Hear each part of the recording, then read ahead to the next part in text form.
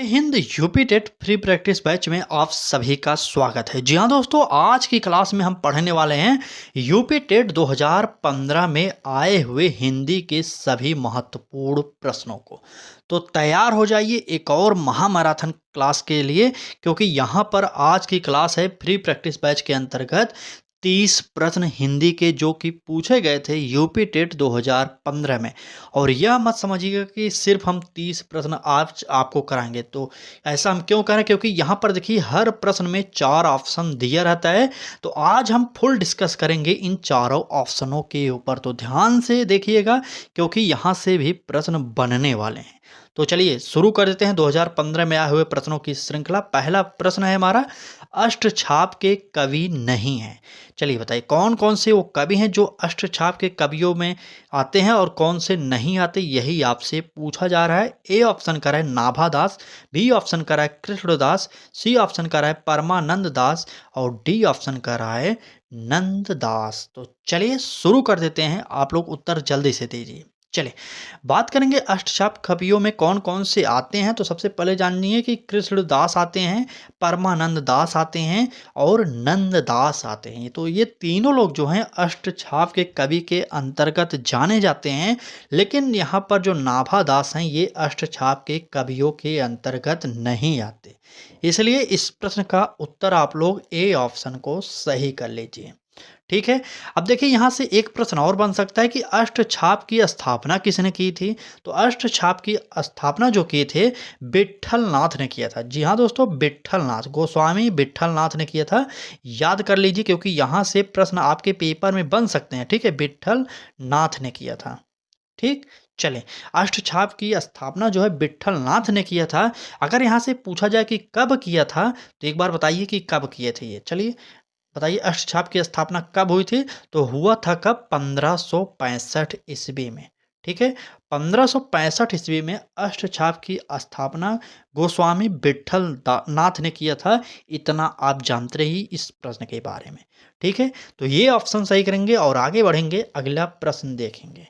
चलिए अगला प्रश्न कह रहा है कि आचरण की सभ्यता किसका निबंध है।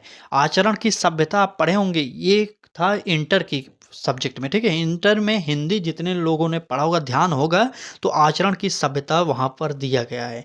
ए ऑप्शन का है महावीर प्रसाद द्विवेदी, बी ऑप्शन का है सरदार पूर्ण सिंह और सी ऑप्शन का है रामचंद्र शुक्ल और डी ऑप्शन का है जयशंकर प्रसाद। तो चलिए उत्तर बता दीजिए कि आचरण की सभ्यता किसका निबंध है। चलें, बिल्कुल सही। अगर बात करें आचरण की सभ्यता का निबंध किसका है तो वो हो जाएगा सरदार पूर्ण सिंह। ठीक है, यहाँ पर इस प्रश्न का उत्तर जो निकलेगा बी ऑप्शन सही हो जाएगा। और महावीर प्रसाद द्विवेदी की कुछ निबंधों को सुन लीजिए, जैसे समाप्ति शास्त्र, रसज्ञ रंजन, लेखांजलि, नाट्य शास्त्र, ये सब जो है महावीर प्रसाद द्विवेदी की रचनाएं हैं जिसे हम निबंध कहते हैं। ठीक है, और जयशंकर प्रसाद की कामायनी को जरूर याद करिएगा क्योंकि इनकी बहुत ही महत्वपूर्ण यह रचना है। रचना कामायनी जो है जयशंकर प्रसाद की है। तो यहाँ पर आप लोग नोट कर लीजिएगा, ए ऑप्शन इस प्रश्न का सही होगा। और आगे बढ़ेंगे, अगला प्रश्न देखेंगे क्या कहा जा रहा है। ठीक है, चले, कह रहा है कि जो वाणी द्वारा व्यक्त न किया जा सके उसे क्या कहते हैं। अब बताइए, आत्म साक्षात्कार कहेंगे, रहस्य कहेंगे, अनिर्वाचनीय कहेंगे या इनमें से कोई नहीं। तो जल्दी से कमेंट करिए और उत्तर बताइए कौन सा यहाँ पर हमारा सही होने वाला है। चलिए, जो वाणी द्वारा व्यक्त न किया जा सके अगर बात करें इसका उत्तर तो वह हो जाएगा अनिर्वाचनीय। ठीक है, अनिर्वाचनीय। अब बताइए आत्म साक्षात्कार किसे कहेंगे। तो आत्म साक्षात्कार के बारे में स्वयं के बारे में ज्ञान होना या जानना ही आत्म साक्षात्कार कहा जाता है। ध्यान से सुनिएगा, स्वयं के बारे में जानना ही आत्म साक्षात्कार कहा जाता है। ठीक है, अब बताइए रहस्य किसे कहेंगे। तो रहस्य किसे कहेंगे जानते हैं आप लोग, चलिए बताइए, जो बात किसी को न ज्ञात हो। ठीक है, जो बात किसी को न ज्ञात हो वो एक रहस्य रहता है। तो ये हो गया। अब तो यहाँ से हमारा जो उत्तर निकला इस प्रश्न का वो निकलेगा सी ऑप्शन सही। ठीक है, तो चलिए क्लास को आगे बढ़ाते हैं और आपको बहुत बहुत धन्यवाद करते हैं कि आप लोग पढ़ाई को लेकर इतने एक्टिव हैं। आप हमारी हर बात को मान रहे हैं, तो इसी प्रकार से जुटे रहिए, क्योंकि आप जब पढ़ाई करते हैं, मैं देख रहा हूँ कई लोग ऐसे हैं जो कमेंट करके बताते हैं, मुझसे पहले कमेंट करके उत्तर बताते चलते हैं, हर क्लास में देखता हूँ। तो ये देखकर बहुत अच्छा लगता है कि आप एक्टिव भी हैं कि हाँ, इस बार हमें यूपी टेट में पहली बार में 100 प्लस का स्कोर करना है। इसी प्रकार से एक्टिव रहिए और लाइक शेयर और सब्सक्राइब करते रहिएगा, और हम इसी प्रकार से आपको डेली क्लासेज प्रोवाइड करते रहेंगे, वो भी फ्री में। जब तक आपका पेपर ना हो जाए उस दिन तक हम आपको फ्री क्लासेज प्रोवाइड करते रहेंगे, क्योंकि यूपी टेट पास कराना यही हमारा लक्ष्य है। ठीक, चलिए बाकी क्लास को आगे बढ़ाते हैं। अगला प्रश्न देखते हैं। कह रहा है कि उत्साह किस रस का अस्थाई भाव है। अब यहाँ पर बताइए, उत्साह जो है किस रस का अस्थाई भाव होगा। क्या करुण रस का होगा, वीर रस का होगा, हास्य का होगा, या श्रृंगार का होगा। चलिए जल्दी से बताइए, कौन सा उत्साह किसका किसका है, बताइए यहाँ पर। अगर बात करें श्रृंगार रस का, ठीक है, चलिए बताइए श्रृंगार रस का अगर बात करें अस्थाई भाव क्या होगा, तो श्रृंगार रस का अस्थाई भाव रति होता है। ठीक है, यहाँ पर नोट कर लीजिए रति। ठीक, अगर बात करें हास्य रस का जो अस्थाई भाव है वह क्या होगा, तो वो होता है हास। यहाँ पर नोट करिएगा हास। ठीक है, हास हो जाएगा। अगर बात करें क्या वीर रस का अस्थाई भाव क्या होगा, चलिए बताइए। तो वीर रस का अस्थाई भाव जो होता है वही होता है हमारा उत्साह। ठीक, तो इस प्रश्न का उत्तर हमारा वीर रस हो जाएगा। और यहाँ पर बात किए गए करुण, करुण का जो अस्थाई भाव होगा उसे बताइए क्या कहेंगे। चलिए, तो करुण के अस्थाई भाव की बात की जाए तो करुण का अस्थाई भाव जो होता है वो होता है शोक। ठीक है, तो देखिए किस प्रकार से आपको हर ऑप्शन के बारे में बताया जा रहा है, और हर ऑप्शन से आपका प्रश्न इंपॉर्टेंट और बनता चला जाता है। ठीक है, तो याद कर लीजिएगा, श्रृंगार का अस्थाई भाव होता है रति, हास्य का अस्थाई भाव होता है हास, और वीर का होता है उत्साह, और करुण रस का अस्थाई भाव जो होगा वो होगा शोक।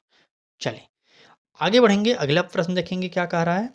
अगले प्रश्न में कहा जा रहा है कि कवितावली के रचनाकार हैं। अब यहाँ से आपसे पूछा गया है कि कवितावली के रचनाकार कौन है। ए ऑप्शन कर रहा है सूरदास, बी ऑप्शन कर रहा है जायसी, और सी ऑप्शन कर रहा है तुलसीदास, और डी ऑप्शन कर रहा है घनानंद। चलिए बताइए कौन सा उत्तर होगा, कवितावली के रचनाकार कौन से होंगे इसमें से। तो कवितावली की बात किया जाए तो कवितावली के रचनाकार जो हैं वो हो जाएंगे गोस्वामी तुलसीदास। यहाँ पर सी ऑप्शन सही है। अगर आपसे कवितावली की भाषा पूछी जाए तो ब्रज भाषा है इस रचना की। याद करिएगा, इस रचना की जो भाषा है वो है ब्रज भाषा। ठीक है, इतना तो आप जरूर याद करिए, क्योंकि यहाँ से भी प्रश्न बनते हैं। ठीक, ब्रज भाषा। चलिए नोट कर लीजिएगा, ब्रज भाषा हो जाएगा। और यहाँ से देखिए और कुछ महत्वपूर्ण बातों को सुन लीजिए। अगर बात करें देखिए सूरदास की रचनाओं को जानते रहिए, क्योंकि सूरदास बहुत ही महत्वपूर्ण हैं। तो सूरदास की सबसे महत्वपूर्ण रचना जो आती है सुर सागर होती है, सुर सरावती होती है, साहित्य लहरी होती है। इतना आप जानते रहिएगा सूरदास के बारे में। अगर बात करें जायसी की, तो जायसी की महत्वपूर्ण रचनाओं में पद्मावत सबसे पहले नंबर पर आती है। ठीक है, तो पद्मावत सबसे पहले नंबर पर, उसके बाद अखरावट, आखिरी कलाम, चित्ररेखा, ये सारे के सारे जो हैं ये है हमारे जायसी जी की काव्य ग्रंथ। ठीक है, अब यहाँ पर एक और बच गए हैं घनानंद। तो घनानंद की कुछ रचनाओं को सुन लीजिए। जैसे क्या होगा बताइए, घनानंद की रचनाओं की बात किया जाए तो जैसे कृपानंद, कृपानंद सबसे इंपॉर्टेंट है, बिल्कुल सिर्फ कृपानंद आप लोग याद करिएगा। घनानंद की सबसे बेस्ट ऑप्शन जो होगा कृपानंद, यही आप लोग नोट कर लीजिएगा। यही एक रचना इनके बारे में जानिए, अगर और याद कर सकते हैं तो करिए, लेकिन इतना तो जो मैंने बताया इतना जरूर याद कर लीजिएगा। ठीक, चलिए आगे बढ़ते हैं, अगला प्रश्न देखते हैं क्या कह रहा है। अगले प्रश्न में कहा जा रहा है कि भूषण किस काल के कवि हैं। तो बताइए, क्या वीर गाथा काल के होंगे, भक्ति काल के होंगे, रीति काल के होंगे, या आदि काल के होंगे। तो जल्दी से बता दीजिए कि भूषण किस काल के कवि हैं।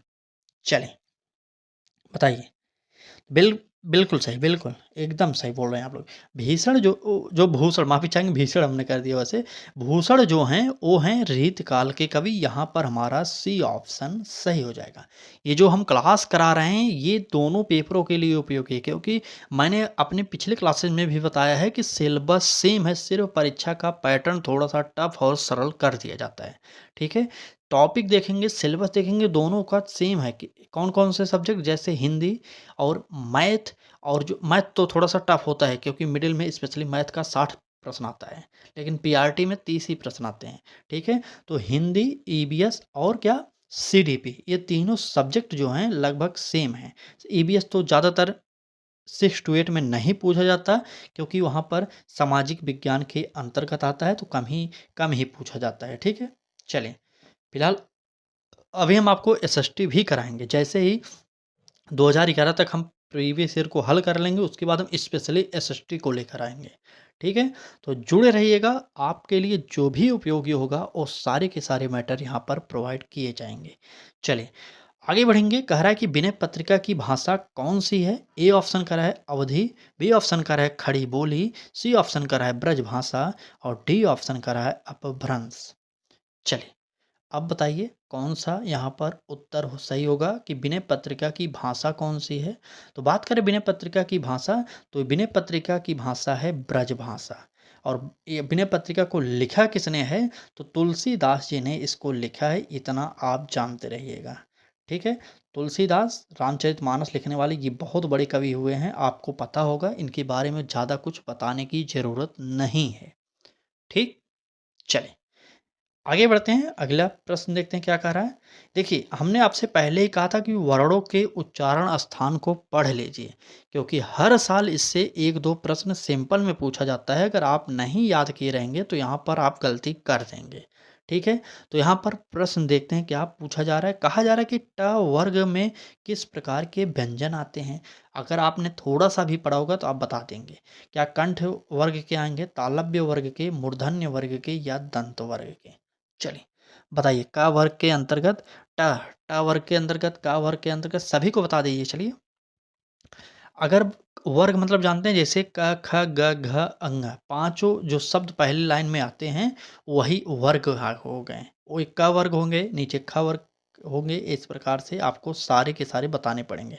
तो चलिए, अगर बात करें ट किस वर्ग में आएगा, तो ये आ जाएगा मूर्धन्य वर्ग में। ट ऋतु रसा नाम मूर्धा, इतना याद कर लीजिएगा, ठीक। अको विसर्जनीय नाम कंठा, ऋतु इचु यसा नाम तालु, इस प्रकार से आप याद करिए। ऋतु रसा नाम मूर्धा, लितु रसा नाम दंता, इस प्रकार से याद करिए। अगर आपको संस्कृत के श्लोक से याद करेंगे, तो बहुत ही आसान है इसको याद करना, तो आप भी याद कर लीजिए। चलिए, इस प्रश्न का उत्तर फिलहाल सी आप लोग याद कर लीजिए। चलिए, अगला प्रश्न देखेंगे। देखिए, अंधेर नगरी के लेखक, ये 2-3 बार रिपीट किया हुआ प्रश्न है। 2016 के पेपर में भी शायद आया, और 17 के 16 या 17 में एक बार और आया, देखिए 15 में फिर आया हुआ है। आप अगर हमारी पिछले क्लासेस देखे होंगे, तो कमेंट करके बताइए कि ये प्रश्न सेम टू सेम किस सन में और पूछा गया है। इससे पहले हमने अपनी क्लास में प्रोवाइड किया है, आप देख कर बताइए। चलिए, आएँगे, अंधेर नगरी के लेखक को खोजेंगे। ए ऑप्शन करा है प्रताप नारायण मिश्र, बी ऑप्शन करा है हरे कृष्णा प्रेमी और सी ऑप्शन करा है भारतेंदु हरिश्चंद्र और डी ऑप्शन करा है राम कुमार वर्मा। चलिए, बताइए अंधेर नगरी के लेखक कौन है? तो बात करें अंधेर नगरी के लेखक की, तो वो हो जाएँगे भारतेंदु हरिश्चंद्र। ठीक है? भारतेंदु हरीशचंद्र ये हमारे सबसे बेस्ट ऑप्शन में आएँगे, क्योंकि इनके द्वारा ही यह रचना रची गई थी। अगर बात करें राम कुमार वर्मा, चलिए पहले हरे कृष्ण प्रेमी की रचना कौन-सी होगी? तो अमर बलिदान और अमृत पुत्री, ये 2 रचनाएँ हैं जो इनकी बहुत ही चर्चित हैं। ठीक है? चलिए, यहाँ पर और क्या देखेंगे, राम कुमार वर्मा की एक कौमुदी महोत्सव है। राम कुमार वर्मा की एक कौमुदी महोत्सव रचना है, जो कि बहुत ही परीक्षाओं में पूछी जाती है, तो आप लोग यह भी याद करिए, कौमुदी महोत्सव किसकी रचना है? तो याद कर लीजिए, राम कुमार वर्मा की। चलिए, फिलहाल आगे बढ़ते हैं, देखते हैं क्या कह रहा है हमारा अगला प्रश्न। प्रश्न में कहा जा रहा है कि आदिकाल में पहेलियाँ लिखने वाले कवि थे। तो आप सभी जानते हैं इनके बारे में, तो बताइए कि आदिकाल में पहेलियाँ लिखने वाले कवि कौन थे? क्या जगनिक थे, खुसरो थे, सरहफा थे या गोरखनाथ थे? तो चलिए बता दीजिए कौन-सा उत्तर यहाँ पर होने वाला है। चलिए, बिल्कुल सही। कौन लिखा था? वेरी, वेरी इंपॉर्टेंट है। तो यहाँ पर उत्तर जो होगा आदिकाल में पहेलियाँ लिखने वाले कवियों में सबसे पहला नाम जो आता है, उनका नाम है खुसरो। यहाँ पर सराफा के बारे में जानते रहिएगा क्योंकि ये बहुत ही महत्वपूर्ण रोल अदा करते हैं हिंदी साहित्य के इतिहास में, ठीक है? तो सराफा पहले हिंदी कवि माने जाते हैं, यह भी आप लोग जानते रहिएगा। इनकी बहुत प्रसिद्ध है दोहा कोश, ठीक है? दोहा कोश इनकी प्रसिद्ध ग्रंथ में एक है। ठीक?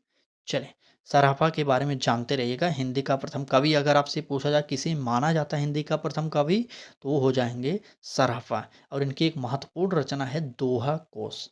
यहाँ पर इस प्रश्न का उत्तर हमारा बी ऑप्शन सही हो जाएगा। आदिकाल में पहेलियाँ लिखने वाले कवियों के बारे में बात किया गया तो वो थे खुसरो। चलें, अब देखिए अगला प्रश्न कारक से पूछा गया है।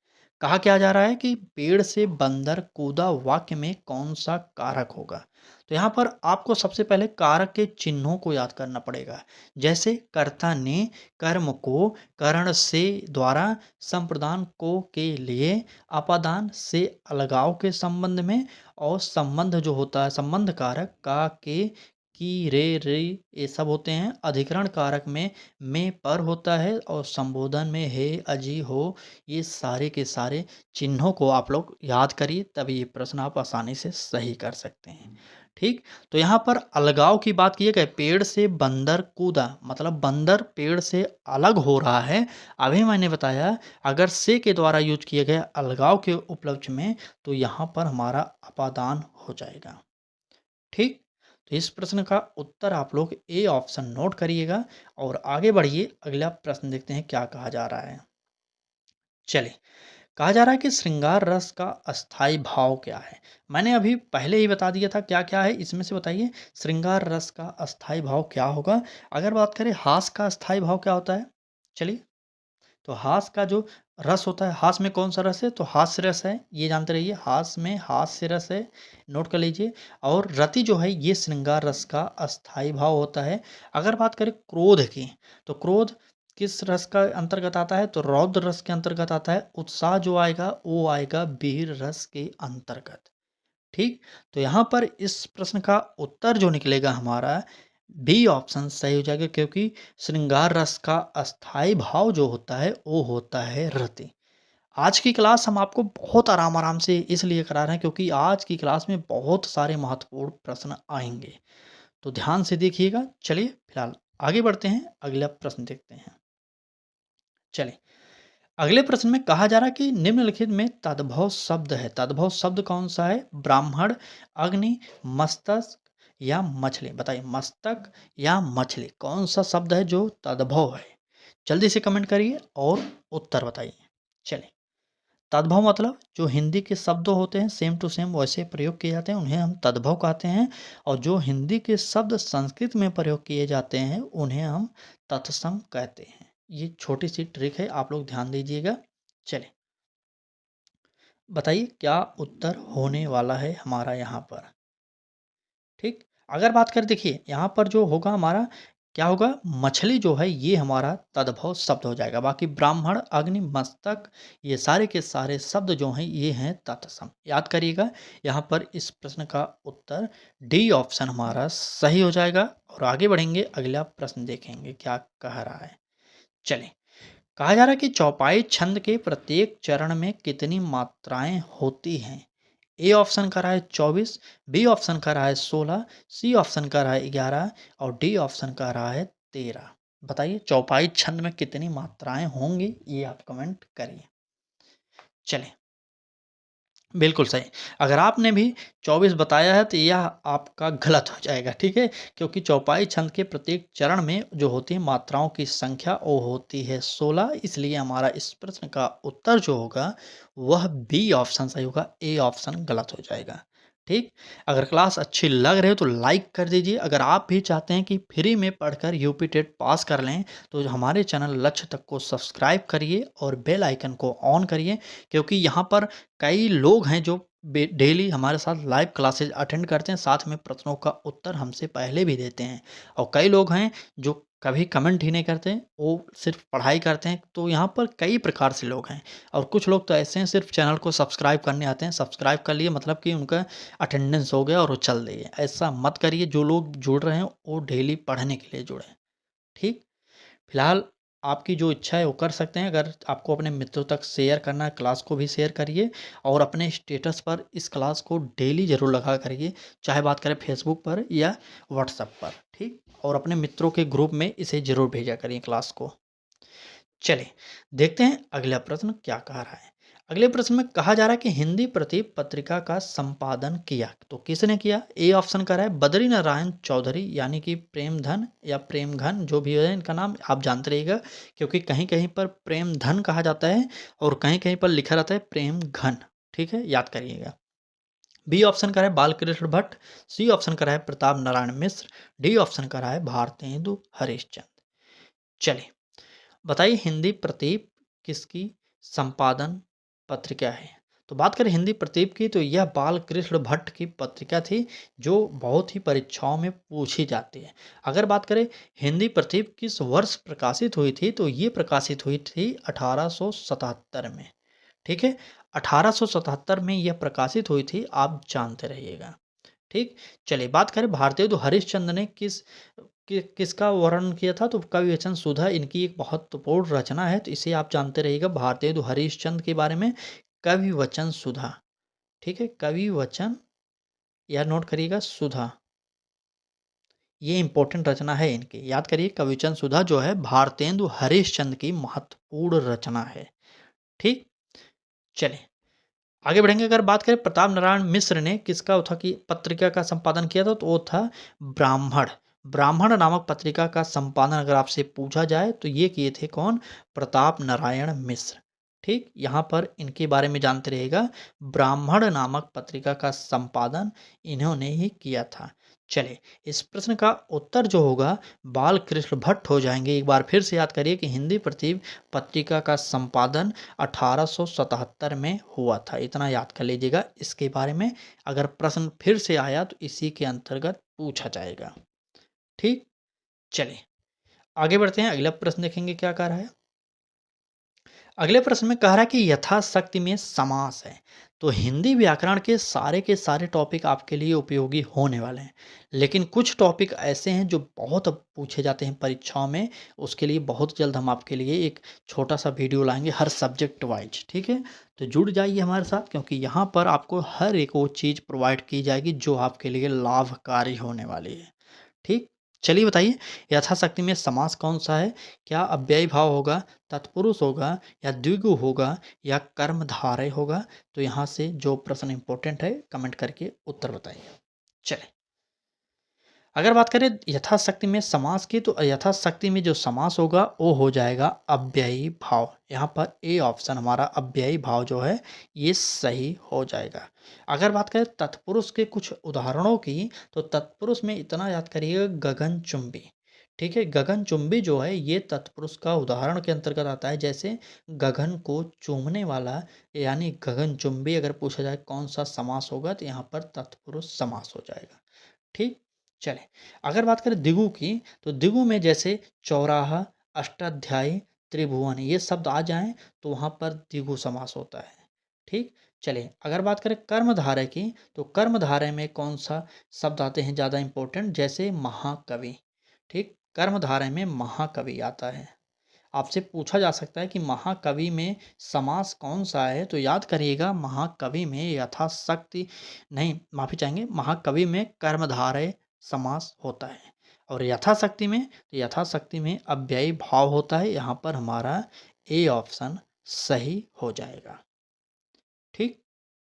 चलें आगे बढ़ते हैं, अगला प्रश्न देखते हैं, क्योंकि यहाँ पर 1 सेकंड का भी टाइम आपका वेस्ट नहीं होने चाहिए, इसलिए डेली जुड़िए हमारे साथ और रैपिड फायर से प्रीवियस ईयर को पहले पढ़िए।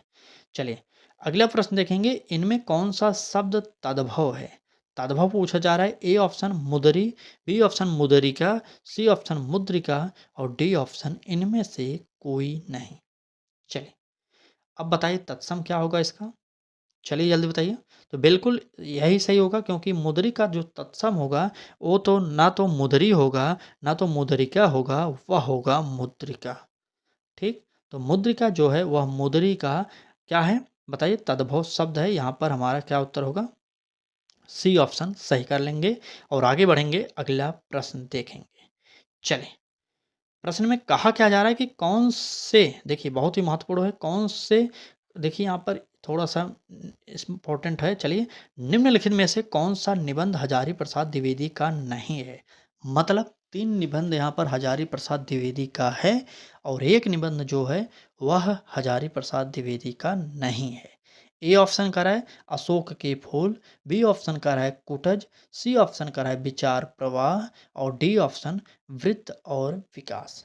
चलिए बताइए कौन सी रचना है जो किसकी नहीं है, तो महावीर प्रसाद द्विवेदी की, हजारी प्रसाद द्विवेदी की नहीं है। चलिए तो यहाँ पर बात करेंगे कौन कौन सा, तो अशोक के फूल जो है यह महावीर प्रसाद द्विवेदी की रचना नहीं, यह हजारी प्रसाद द्विवेदी की रचना है, याद करिएगा। अगर बात करें कुटज की तो यह भी हजारी प्रसाद द्विवेदी की है और विचार प्रवाह, ये तीनों के तीनों जो रचनाएं हैं यह हजारी प्रसाद द्विवेदी की रचना है। लेकिन यहाँ पर वृत्त और विकास के बारे में बताया गया, यह किसकी रचना है। चलिए बताइए वृत्त और विकास किसकी रचना है, तो क्योंकि यहाँ पर हमारा यही उत्तर वृत्त और विकास यही सही हो रहा है डी ऑप्शन में। ठीक, तो बात करें, बिल्कुल बिल्कुल, चलिए चलिए आगे बढ़ते हैं। यहाँ पर यह प्रश्न का उत्तर जो होगा वह हो जाएगा डी ऑप्शन सही।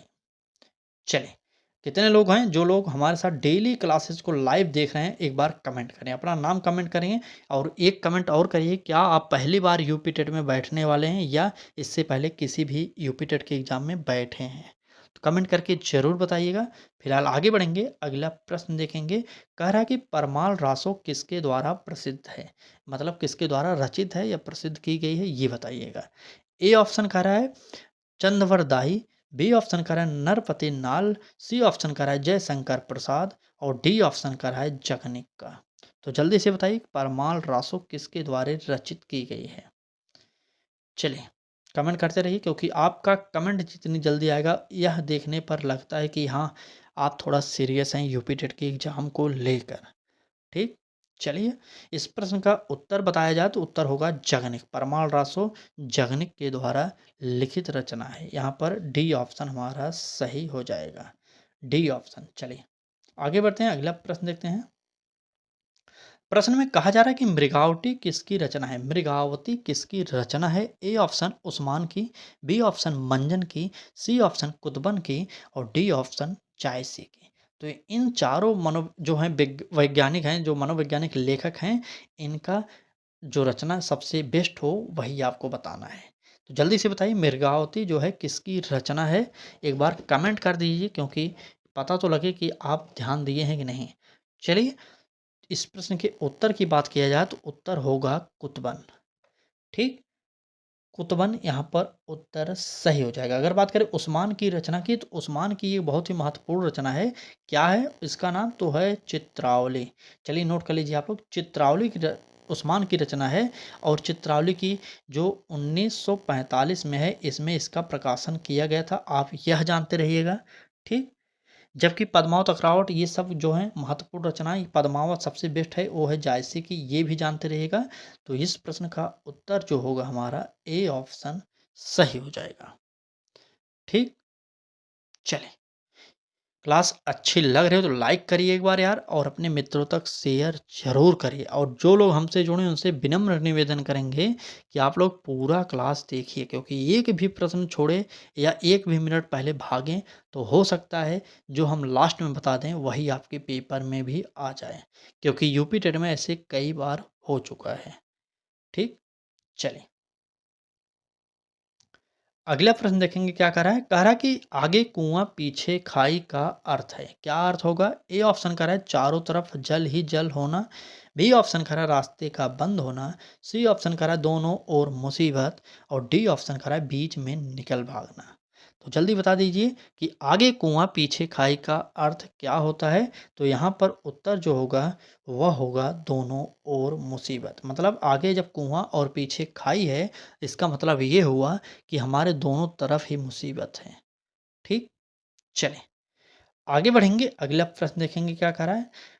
प्रश्न में कहा जा रहा है कि रामचरितमानस की भाषा क्या। अभी मैंने बताया कि यह तुलसीदास द्वारा रचित किताब थी या रचना थी, आप इतना याद करिएगा। और इसमें कौन सी भाषा का प्रयोग हुआ, क्या अवधी का हुआ था, ब्रज का हुआ था, खड़ी बोली का हुआ था या भोजपुरी का हुआ था। तो जल्दी से कमेंट करिए और उत्तर बताते रहिए। चलें बात करें भोजपुरी की, तो यह तो उसमें थी नहीं, इतना आप जानते होंगे। अवधी, ब्रज और खड़ी बोली, ये जो ऑप्शन दिए गए इसका उत्तर जल्दी बताइए। चलिए बिल्कुल सही। रामचरित मानस की जो भाषा है वो है अवधी में, इसलिए हमारा ए उत्तर सही हो जाएगा। ठीक, चलिए आगे बढ़ेंगे। अगला प्रश्न देखेंगे। अब यहाँ से 3-4 प्रश्न और हैं, क्योंकि क्लास बहुत बड़ी हो रही है और इसलिए हम रैपिड फायर तरीके से आगे की क्लास प्रोवाइड कर रहे हैं। ठीक है, तो जो भी 2-3 मिनट का समय हो पूरा जरूर देखिएगा, क्योंकि आपको 30 प्रश्न याद हो जाने चाहिए थे। अगला प्रश्न देखेंगे। आदिकाल के लिए वीरगाथा काल नाम किसने प्रस्तावित किया था। इंपॉर्टेंट है, आप इसका उत्तर दीजिए। चलिए बताइए कि आदिकाल के लिए वीरगाथा काल नाम किसने प्रस्तावित किया। क्या राजकुमार वर्मा या महादेवी वर्मा या आचार्य रामचंद्र शुक्ल या हजारी प्रसाद द्विवेदी। चलिए बताइए कौन सा उत्तर यहाँ पर सही होने वाला है। आदिकाल के लिए वीरगाथा काल नाम किसने दिया था, ये आपसे पूछा जा रहा है। ठीक, तो कौन दिया था, तो हमारा उत्तर जो होगा आचार्य रामचंद्र शुक्ल ने दिया था, इतना याद कर लीजिएगा। और यहाँ पर हमारा सी ऑप्शन सही हो जाएगा। ठीक है, चलें आगे। बिल्कुल सही। चलिए चलिए चलिए यहाँ पर ए ऑप्शन सही करेंगे।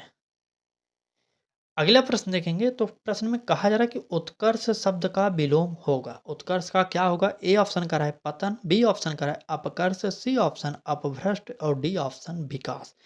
तो जल्दी से बता दीजिए कि उत्कर्ष का विलोम क्या होता है। चलिए बात करें उत्कर्ष शब्द का विलोम, तो वो होता है अपकर्ष। यहाँ पर हमारा उत्तर जो है बी ऑप्शन सही हो जाएगा। उत्कर्ष का विलोम अपकर्ष होता है। चलिए ए नहीं होगा, बी होगा, बी नोट करिएगा, क्योंकि यहाँ पर बी ऑप्शन हमारा सही होगा। और आगे बढ़ेंगे। अगला प्रश्न देखेंगे क्या कह रहा है। तो प्रश्न में कहा जा रहा है कि आनंद कादंबनी के संपादक कौन थे। तो बताइए जल्दी से आनंद कादंबनी के संपादक कौन होंगे। ए ऑप्शन कर रहा है महादेव सेठ, बी ऑप्शन कर रहा है चंद्रधर शर्मा, सी ऑप्शन कर रहा है बद्री नारायण चौधरी और डी ऑप्शन कर रहा है जयशंकर प्रसाद। जयशंकर प्रसाद की रचना कामायनी को जरूर याद करिएगा, क्योंकि यह कई परीक्षाओं में पूछा जा चुका है। तो इस प्रश्न का उत्तर बताइए, आनंद कादंबनी के लेखक कौन है। चलिए आधे 1 घंटे लगातार बोलते-बोलते ना मुँह में दर्द होने लगता है और साँस भी मतलब थोड़ा ऊपर-नीचे करने लगती है, क्योंकि इतनी ज़्यादा बोलना पड़ता है ना कि दिक्कत हो जाती है।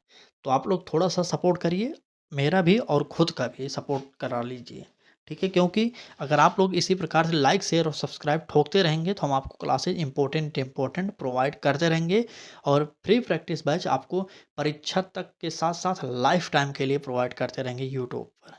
ठीक, चलें फिलहाल इस प्रश्न के उत्तर की बात की जाए, तो यहाँ पर बद्री नारायण चौधरी उत्तर हो जाएंगे। इनके द्वारा आनंद कादंबनी की स्थापना कब की गई, मतलब संपादन कब किया गया था, तो 1881 के अंतर्गत किया गया था।